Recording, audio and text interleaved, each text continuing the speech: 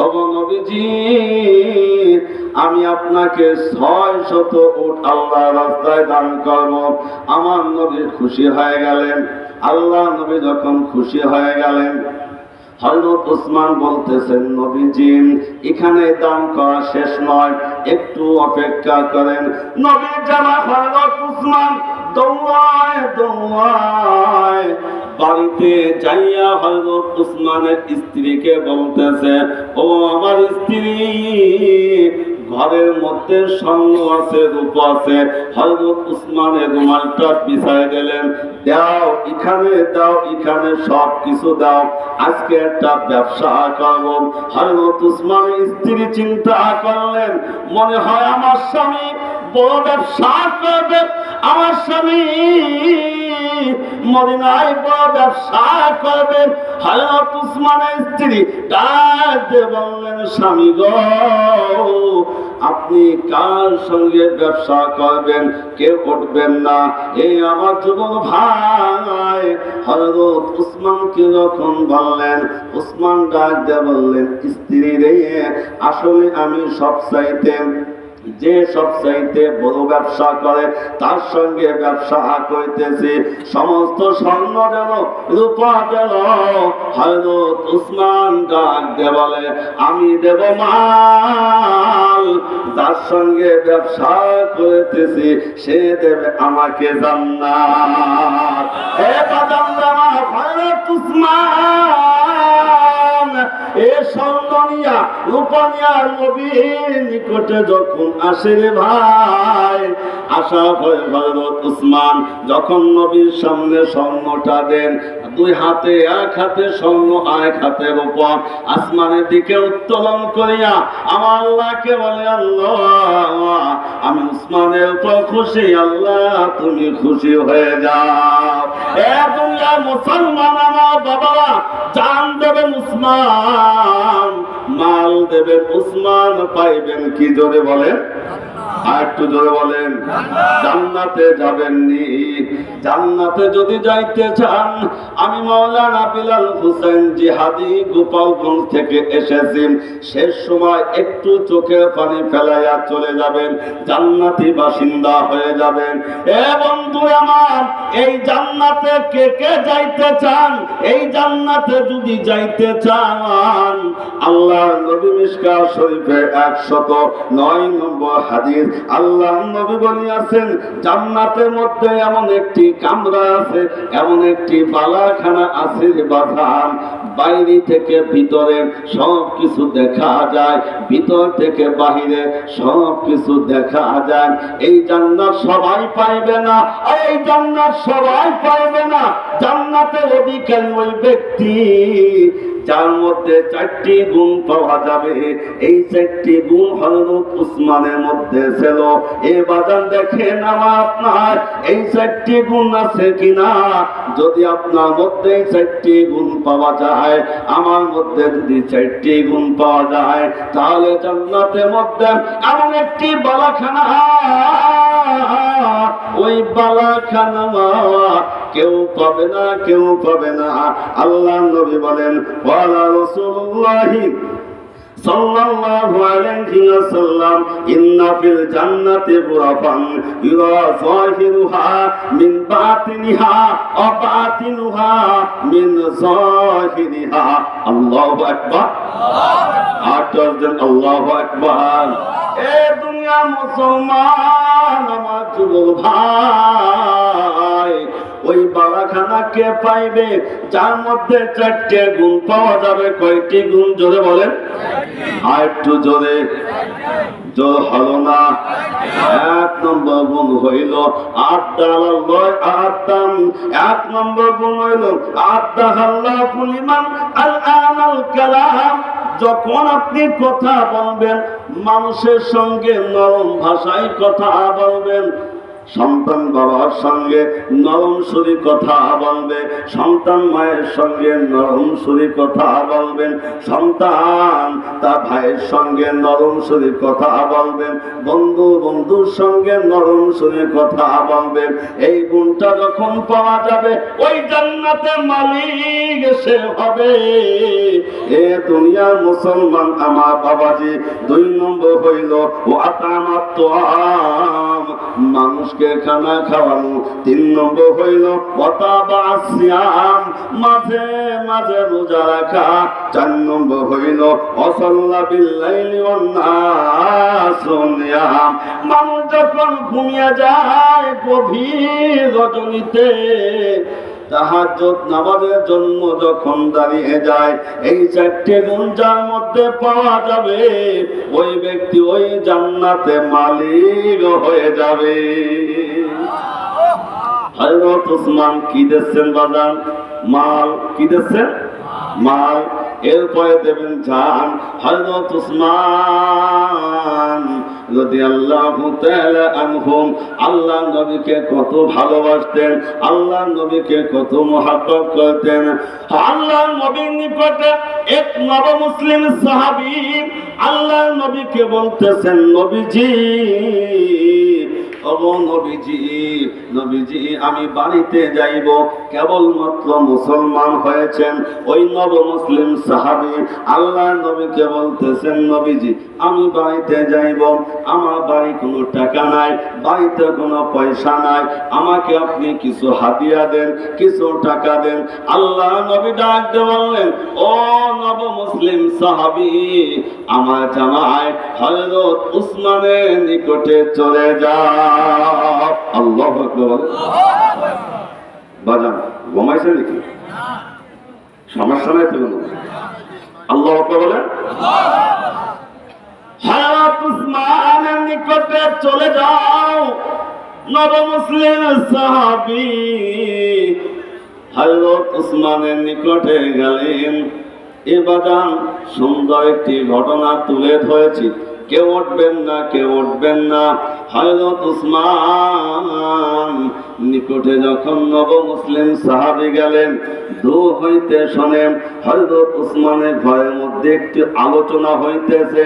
হযরত উসমান তিনার খাদেমকে বলতেছে, 1 ফোঁটা কেরোসিন তেল কেন জমিনে পড়ল? নবমুসলিম সাহাবী চিন্তা করলেন, 1 ফোঁটা কেরোসিন তেলের জন্য যেই ব্যক্তি ধাতাইতেছে, যেই ব্যক্তি বেশি কথা বলতেছে, ও আবার কি দান করবে? ও তো আমার চাইতে বেশি গরিব, আমার চাইতে বেশি গরিব। হযরত উসমানের নিকট থেকে নবমুসলিম চলে আসলেন, দেখা করলেন না। আল্লাহ নবীর নিকটে যখন আসলেন, আল্লাহ নবী জিজ্ঞাসা করতেছেন, ও নবমুসলিম সাহাবী, আমার উসমান তোমাকে কি দিয়েছে? কয়, নবীজি আপনার উসমান তো আমার চাইতে গরিব। কি দেখেছো? 1 ফোঁটা কেরোসিন তেলের জন্য তার খাদেমকে বেশি কথা বলতেছে, ও তো আমার চাইতে গরিব। আল্লাহ নবী ডাক দিয়ে বললেন, নবমুসলিম সাহাবী রে, যাও যাও, তুমি আমার উসমানের নিকটে চলে যাও। ওই নবমুসলিম আবার যখন হযরত উসমানের নিকটে গেলেন, খাদেমকে জিজ্ঞাসা করলেন, নবীর জামাই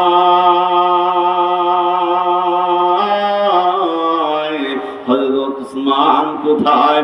খাদেমকে জিজ্ঞাসা করলেন, খাদেম বললেন, নবীর জামাই হযরত উসমান এই দিকে গেছে। হযরত উসমানের নিকটে যখন যাইবে, দূর হইতে দেখে হযরত উসমান নবীর সাহাবী হযরত উসমানের ডান হাতে একটা বেগ। হযরত উসমান, এ বন্ধু আমার, চৈত্র মাসে যখন শিমুল গাছে তুলা পেকে যায়, বাতাস যখন ছাড়েন ওই তুলাটা উড়ে যায়। হযরত উসমান ওই তুলা তুলা টুকাইয়া টুকাইয়া থলের মধ্যে ঢুকাইতেছে। ওই নব মুসলিম সাহাবী ডাক দেখেছেন হযরত উসমান একটু তুলো যাইতে দেয় না। নব মুসলিম সাহাবী চিন্তা করলেন একটু তুলো যাইতে দেয় না, এ কেমন দান করবে, না না এর নিকটে আমি কিছু চাইবো না, এ তো আমার চাইতে গরিব। ওই নব মুসলিম আল্লাহ নবীর নিকটে চলে গেলেন। আল্লাহ নবী জিজ্ঞাসা করলেন, ও নব মুসলিম সাহাবী রে, আমার উসমান তোমাকে কি দিয়েছে? আপনার উসমান তো আমার চাইতে গরিব। কেন কেন কেন কি হয়েছে বলো দেখি। আপনার উসমান একটু তুলাও যাইতে দেয় না, ও তো আমার চাইতে গরিব। নবী আর কেউ আসেনি, তার নিকটে পাঠান, আমার মন চায় আমি উসমানকে দান করি, উসমানের নিকটে পাঠাইবেন না? আল্লাহ নবী নব মুসলিম সাহাবীকে বলে, ও নব মুসলিম সাহাবী রে, তুমি যাও আমার উসমানের নিকটে আবার চলে যাও। আল্লাহু আকবার। নব মুসলিম সাহাবী আবার যখন উসমানের নিকটে যায়, দেখে দেখে দূর হইতে হযরত উসমান বসে আছে। পিপিলিকা হেঁটে যায়, মুখে চিনির দানা, ওই দানা যখন নিয়ে যায়, পিপিলিকাকে ধরিয়া দানাটা মুখ থেকে লইয়া আবার থলের মধ্যে রেখে দেয়। নব মুসলিম সাহাবী কয়, আরে পিঁপড়াকে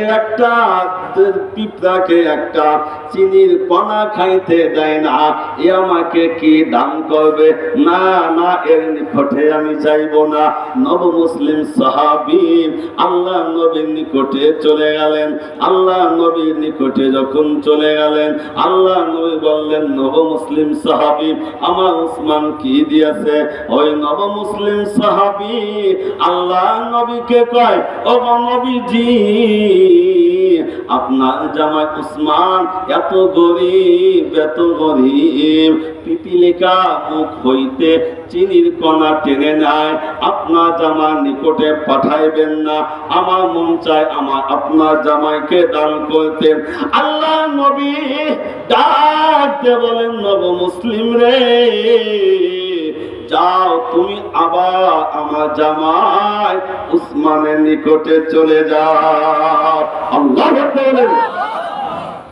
এ বাজান, নব মুসলিম সাহাবী যখন হযরত উসমানের নিকটে গেল, দাঁড়িয়ে আছে। হযরত উসমান কয়, কিসের জন্য আইছো?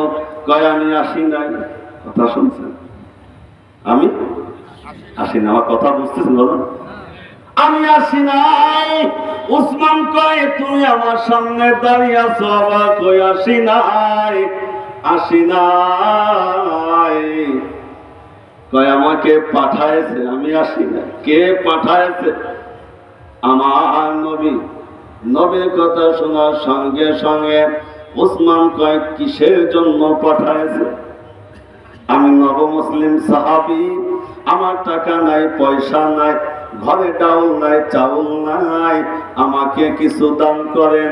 হযরত উসমান ডাক দেখায়, নব মুসলিম সাহাবী রে, ওই দেখো উট বাঁধা আছে, যেইটা মনে চাই ওইটা নিয়ে চলে যাও। আল্লাহু আকবার বলবেন? আল্লাহু আকবার। আমি আপনি দান করি কি জানেন? সিটা ভিজা মাদ্রাসায় দান করি। কথা বন্ধ কেন? আমি একটা মাসা মহতাম, আমি জানি সিটা দান মাদ্রাসায়, ভিজা দান মসজিদে, বাঁকা বাস মাদ্রাসায়, মাহফিল শেষে বার বিক্রি হয় না। সিটা দান মসজিদে মাদ্রাসায় দান করি। হায় রে হায়, আমি তো দান কালেকশন উস্তাদ করছেন। আমি দান হুজুর দান গুছাইছি, দান নিয়ে যান। আমাকে আল্লাহ চাইতে ভালো বান্দা দুনিয়া হতে পারে না। ভালো বান্দা হতে পারে, দান তুই দেয়। কথা বল না কেন? আপনার এলাকায় পিএস দেখি, যেটি কাটা, যেটি পয়সা, ওটি রেখে দেন মাসার জন্য। ঠিক না? ঠিক কর